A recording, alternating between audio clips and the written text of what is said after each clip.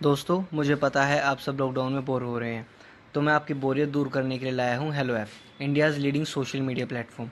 Hello app पे आपको मिलेंगे trending news, funny, educational, cooking, dance और भी बहुत सारे वीडियोस।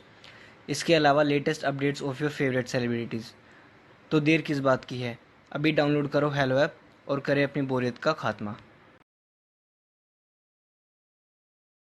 सास बहू का प्यार। सुमित्रा अपनी बहू को आवाज देती है। अरे बहू, देख मेरा भाई आया है, जरा उसके लिए चाय नाश्ता तो लेती आ। क्या दीदी, चाय नाश्ते से क्या होगा? खाना मंगाओ, खाना। अच्छा ठीक है, मंगाती हूँ। तभी सुमित्रा की बहू तारा हाथ में पर्स लिए बाहर आती है। मम्मी जी, मैं मार्केट जा रही हूँ, मेरी सहेलियाँ बाहर मेरा इंतजार कर रही हैं। मामा जी को खाना आप दे दीजिएगा, मुझे ना देर हो रही है। और सुमित्रा वहां से चली जाती है। ये देख कल्लू लाल सुमित्रा से कहता है, ये क्या दीदी, तुम्हारी बहू तो बहुत अकड़ू है। कोई बहू अपनी सास से ऐसे बात करती है क्या? ये अगर अपने गांव में होती ना तो अपनी माँ इसे 2 मिनट में सीधी कर देती।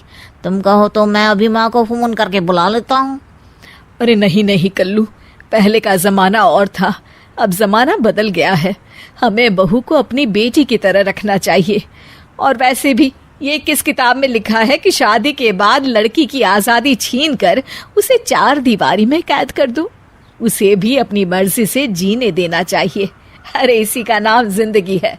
ये सब छोड़, तू खाना खा। हाँ हाँ दीदी, बड़ी जोरों की भूख लगी है। अगले दिन, ये देखिए मम्मी जी, कल मैं मार्केट से अपने लिए साड़ी लेकर आई हूँ। मैं आपके लिए भी साड़ी ले रही थी, लेकिन मुझे कोई साड़ी पसंद ही नहीं आई। अच्छा, मैं ऑफिस के लिए निकल रही हूँ, मुझे देर हो रही है। ये कहकर तारा वहां से चली जाती है। तारा की जाती ही, अरे दीदी, तुम्हारी बहू तो दिन दहाड़े तुमसे झूठ भी बोलती है। सिर्फ अपने लिए साड़ी लेकर आई है। क्या बाजार की दूसरी सभी दुकानें बंद हो गई थी? देखो तो कैसा बहाना करके चली गई।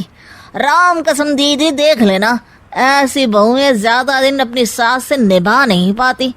ये तो तुम्हें घर से निकाल कर रहेगी दीदी। अरे तू कुछ ज्यादा ही चिंता कर रहा है मेरी। ऐसी कोई बात नहीं है, मेरी बहू मेरा बहुत ख्याल रखती है। सुमित्रा अपने कमरे में चली जाती है। अरे 2 दिन हो गए इस घर में, लेकिन कुछ मजा नहीं आ रहा। मेरी दीदी तो अपनी बहू से बिल्कुल नहीं लड़ती, लेकिन मैं भी हार नहीं मानूंगा। उसी शाम तारा डाइनिंग टेबल पर सबके लिए खाना रख के किचन में रोटियां लेने चली जाती है। अब इस खाने का जरा स्वाद बढ़ाया जाए। कल्लू लाल खाने में कुछ कंकड़ मिला देता है।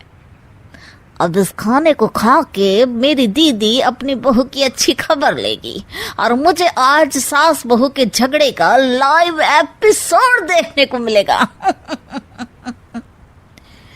थोड़ी देर के बाद घर के सभी लोग खाना खाने लगते हैं।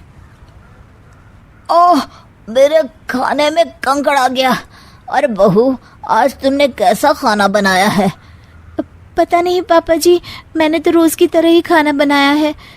पता नहीं आज क्या हो गया। अरे कोई बात नहीं बहू, अब तू जानबूझकर ऐसा खाना तो बनाएगी नहीं। मैं तो कहती हूँ इसी बहाने आज बाहर से खाना मंगवा लेते हैं। बहू, क्या कहते हैं उसे जो घर खाना पहुँचाते हैं? जुर्माटो? जुर्माटो नहीं मम्मी जी, जोमेटो। मैं अभी खाना ऑर्डर कर देती हूँ। अपनी दाल गलती ना देख कल्लू लाल का चेहरा लटक जाता है। अगले दिन गैस पर चाय चढ़ाकर तारा अपने कमरे में जाती है। तभी कल्लू लाल चाय में नमक डालने लगता है। तारा ये सब देख लेती है और फौरन मोबाइल में वीडियो बनाकर अपनी सास को दिखा देती है। अरे ये कल्लू तो अभी तक नहीं सुधरा। मुझे तो लगता है मामा जी जानबूझकर हमें परेशान कर रहे हैं। हाँ, ये बात तो है। मैं देख रही हूँ जब से ये कल्लू आया है, हमेशा हम दोनों के बीच आग लगाने की कोशिश करते रहता है।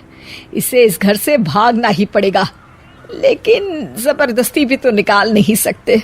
आखिर भाई है मेरा। अब चिंता मत करिए माँ जी, मेरे पास एक बहुत बढ़िया आइडिया है। अगले दिन सुबह सुबह दोनों सास बहू आपस में लड़ने लगती हैं और तारा बैग उठाकर अपने मायके चली जाती है। ये देख कल्लू लाल खुशी से नाचने लगता है। लेकिन जिस तरह बिना पेट्रोल के गाड़ी नहीं चलती, ठीक उसी तरह बिना बहू के घर भी नहीं चल सकता। अरे कल्लू, देखता नहीं हॉल में कितनी धूल जमी है। बहू तो है नहीं घर में, इसलिए तू हॉल में पोछा लगा दे।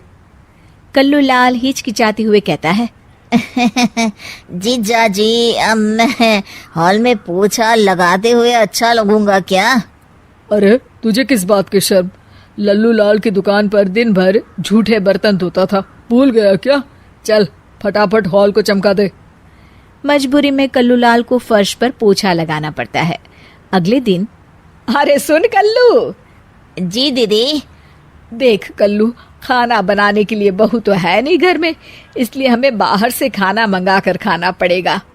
और हाँ, रमेश ने कलकत्ता से अभी तक पैसे नहीं भेजे, इसलिए तुझे अपने पैसों से खाना खरीद कर लाना होगा।